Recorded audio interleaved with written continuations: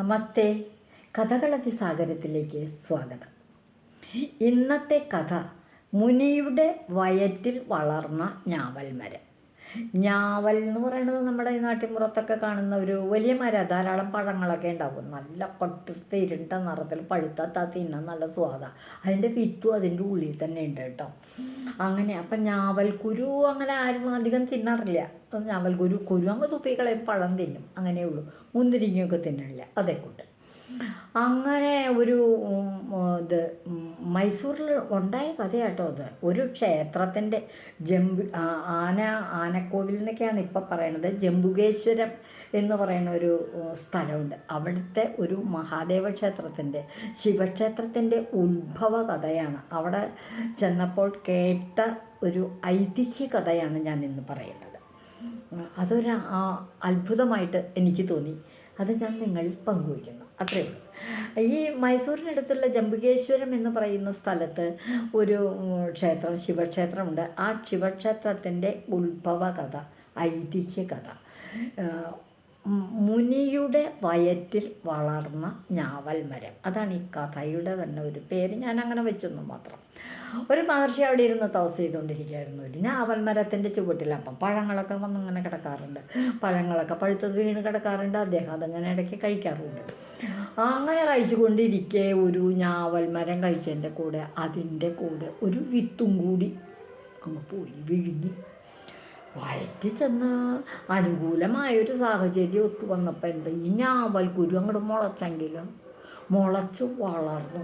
അദ്ദേഹത്തിൻ്റെ പൊക്കിളിനുള്ളിലൂടെ അങ്ങോട്ട് വളർന്നു വന്നു.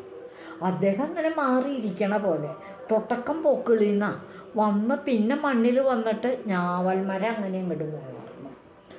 മഹാമുനിക്കൊരു കുഴപ്പമില്ല. അദ്ദേഹം പരമശിവഭക്തനും ആയിരുന്നു. നമഃശിവായ മന്ത്രം ചൊല്ലാത്തൊരു സമയവും ഇല്ല. അങ്ങനെ ഇരുന്ന് കുറേ നാൾ കഴിഞ്ഞിട്ട് ഈ ഞാവൽ മരം അങ്ങനെ വളർന്നു. പലരും വരും, മഹർഷിയെ കാണും. അദ്ദേഹത്തിൻ്റെ പൊക്കിളിൽ കൂടിയാണ് ഈ ഞാവൽ മരത്തിൻ്റെ വേരുകൾ മുനിയുടെ വയറ്റിൽ നിന്നാണെന്നുള്ളത് പലരും മനസ്സിലാക്കിയിട്ട് തന്നെ ഇല്ല. ഞാവൽ മരം വളർന്നു. കുറേ നാൾ കഴിഞ്ഞപ്പോൾ അവിടെ ഇരുന്നുകൊണ്ടല്ലേ ഈ ശിവഭക്തി നമഃശിവായ മന്ത്രം മുഴുവൻ ചെല്ലണത്. എന്തിനു പറയണു, കുറേ നാൾ കഴിഞ്ഞപ്പോൾ ഈ മഹർഷി മരിച്ചു. മരിച്ചപ്പോൾ അവിടെ ഈ മരത്തിൻ്റെ ചുവട്ടിൽ ഈ ഞാവൽ ഇദ്ദേഹത്തിൻ്റെ വയറ്റിൽ നിന്നും വളർന്ന് പുറത്ത് വന്ന് വളർന്ന ഈ ഞാവൽ മരത്തിൻ്റെ ചുവട്ടിൽ മഹാദേവൻ അങ്ങോട്ട് വന്നിരിക്കാൻ തുടങ്ങി. അങ്ങനെയാണ് അവിടെ ശിവലിംഗം സ്വയംഭൂവായിട്ടുണ്ടായതും മഹാദേവ ക്ഷേത്രം ഉണ്ടായതും. കുറേ നാൾ കഴിഞ്ഞപ്പോൾ എന്തിനു പറയണു, അവിടെ വേറെ ഒരു അത്ഭുതം നടന്നു. എന്താണ് അത്ഭുതം? ഈ രണ്ട് പേര്, മാല്യവാൻ എന്ന് പറയുന്ന ഒരു ശിവഭക്തൻ, പുഷ്പദന്തൻ എന്ന് പറയുന്ന മറ്റൊരു ശിവഭക്തൻ, രണ്ടാൾക്കും ഭക്തി ശിവനോടാ മഹാദേവനോടാ. രണ്ടുപേരും അവിടെ വരാനിട വന്നു. അവിടെ വന്നപ്പോൾ അദ്ദേഹത്തിന് എന്ത് തോന്നി, ഈ ഞാവൽ മരത്തിൻ്റെ ഇലകളൊക്കെ ശിവലിംഗത്തിൽ വന്ന് വീഴണു. അപ്പോൾ ഒരാൾ മാല്യവാൻ എന്ത് ചെയ്തു, മാല്യവാൻ ഉടൻ തന്നെ രണ്ടാളും അങ്ങോട്ടും ഇങ്ങോട്ടും താൻ കാരണമാണ്, ഇത് എൻ്റെ മഹാദേവനാ, എൻ്റെ മഹാദേവനാ, എൻ്റെ മഹാദേവനാ, രണ്ടാളും തമ്മിൽ തല്ലൂടി അങ്ങും ഇങ്ങും അങ്ങ് ശപിച്ചു. മാല്യവാൻ ഒരു എട്ടുകാലിയായി പോട്ടെ എന്ന് പുഷ്പദന്തൻ ശപിച്ചു. പുഷ്പദന്തനെ താനൊരു കൊമ്പനാനിയായി പോട്ടെ എന്ന് ഇങ്ങോട്ടും ശപിച്ചു. അപ്പം എന്തുണ്ടായി, ഒരാൾ എട്ടുകാലിയായി, ഒരാൾ കൊമ്പനാനിയായി. എട്ടുകാലിയായ മാല്യവാൻ എന്ത് ചെയ്തു, ഈ ശിവലിംഗത്തിൻ്റെ മേൽഭാഗത്തായിട്ട് എട്ടുകാലി വലയം കെട്ടി. എന്തിന്? മഹാദേവൻ്റെ മേത്ത് ഞാവലിൻ്റെ ഇലകളൊന്നും വീഴാതിരിക്കാൻ.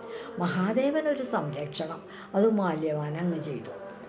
മാല്യവാൻ വല കെട്ടി മഹാദേവനെ സംരക്ഷിക്കാൻ തുടങ്ങിയപ്പോൾ ആനയായി തീർന്ന പുഷ്പദന്തന് തോന്നി, എൻ്റെ മഹാദേവനല്ലേ, എൻ്റെ മഹാദേവനെ ദിവസം അഭിഷേകം പൂജയൊക്കെ ഞാൻ നടത്താൻ പോണേ എന്ന് കരുതി തുമ്പിക്കൈയിൽ അടുത്തുകൂടി ഒഴുകുന്ന ഒരു പുഴയിൽ നിന്ന് വെള്ളം തുമ്പിക്കൈ കൊണ്ട് വന്നിട്ട് മഹാദേവനെ അങ്ങോട്ട് അഭിഷേകം ചെയ്യും. ആ അഭിഷേകം ചെയ്യുമ്പോൾ എന്താ സംഭവിക്കണമെന്ന് അറിയാമോ? എട്ടുകാലി കെട്ടിയുണ്ടാക്കിയ വലയൊക്കെ അങ്ങോട്ട് ഊർന്നു പോകും. ആ വലയൊക്കെ അങ്ങോട്ട് നശിച്ച് വെള്ളത്തിൽ കൂടെ അങ്ങോട്ട് ഒഴുകിയാൽ പോകും.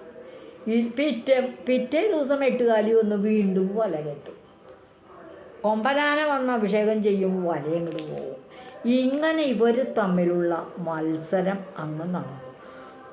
എന്നും വല കെട്ടും. ആ വലയൊക്കെ തൂത്തു തുടച്ചുകൊണ്ട് ആന അഭിഷേകവും നടത്തും. ആനയുടെ ഈ പ്രവൃത്തി ഈ എട്ടുകാലിക്ക് തീരെ പിടിച്ചില്ല. കോപം സഹിക്കാൻ പറ്റാതെ കണ്ട് ദേഷ്യം വന്നിട്ട് സഹിക്കെട്ടിട്ട് ഈ എട്ടുകാലി ആനയുടെ തുമ്പിക്കൈൻ്റെ ഉള്ളിൽ കൂടെ കയറിയിട്ട് അവിടെ പൊട്ടത്താനൊരു കടി. ആനയ്ക്ക് വല്ലതും ചെയ്യാൻ പറ്റുമോ? തുമ്പിക്കൈൻ്റെ ഉള്ളിലാണ് കയറിയിരുന്ന് കടിക്കണ എട്ടുകാലി. തുമ്പിക്കൈ ആനയ്ക്ക് വേദന എടുത്തിട്ട് യാതൊരു വൃത്തിയില്ല. ആന എന്ത് ചെയ്തു? ഒരച്ചു നോക്കി കടി നിർത്തുമോ? അപ്പം കടിക്കും. അത് കഴിഞ്ഞ് ഇത്തിരി കഴിഞ്ഞ് സമാധാനമാകുമ്പോൾ ഒന്നുകൂടെ കടിക്കും. ഇങ്ങനെയായിട്ട് ആന എന്ത് ചെയ്തു? അതിൻ്റെ തുമ്പി അവിടെ അടുത്ത് കണ്ടൊരു കല്ലിൽ അങ്ങോട്ട് തല്ലി തുമ്പി തല്ലി, തല തല്ലി, മസ്തകം തല്ലി, ഈ ആന അങ്ങോട്ട് മരിച്ചു. എന്ത് ചെയ്യും? എട്ടുകാലി ആനയെ കൊന്നു എന്ന് പറഞ്ഞാൽ വിശ്വസിക്കുക. പക്ഷെ ഉണ്ടായ സംഭവമാണ്. എട്ടുകാലി തുമ്പിക്കകത്ത് കൂടെ കയറി അകത്തിരുന്ന് കടിച്ചു. സഹിക്കാൻ വയ്യാതെ കണ്ടായിട്ട് ആന തുമ്പി തല്ലി, തല തല്ലി, ആന അങ്ങോട്ട് മരിക്കുകയും ചെയ്തു.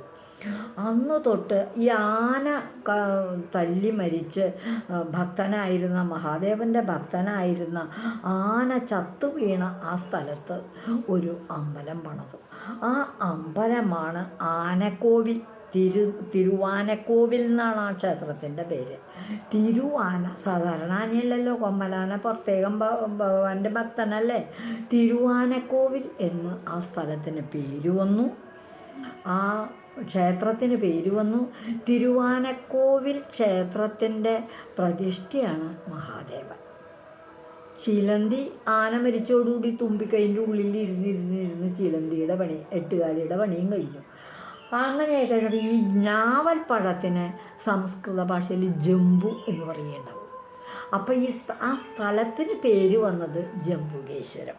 അപ്പം ജംബുകേശ്വരത്തുള്ള തിരുവാനക്കോവിൽ ക്ഷേത്രം ഉണ്ടായത് ഇങ്ങനെയാണ്. എങ്ങനെ?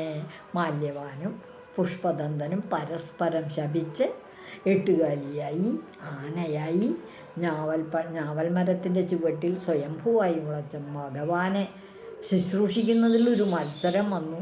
രണ്ടുപേരും നശിച്ചു പോയി. ഭഗവാൻ എപ്പോഴും അവിടെ കോവിലിനകത്ത് വിരാജിക്കുന്നു. ഇതാണ് ഇന്നത്തെ കഥ. മുനിയുടെ വയറ്റിൽ വളർന്ന ഞാവൽ മരം.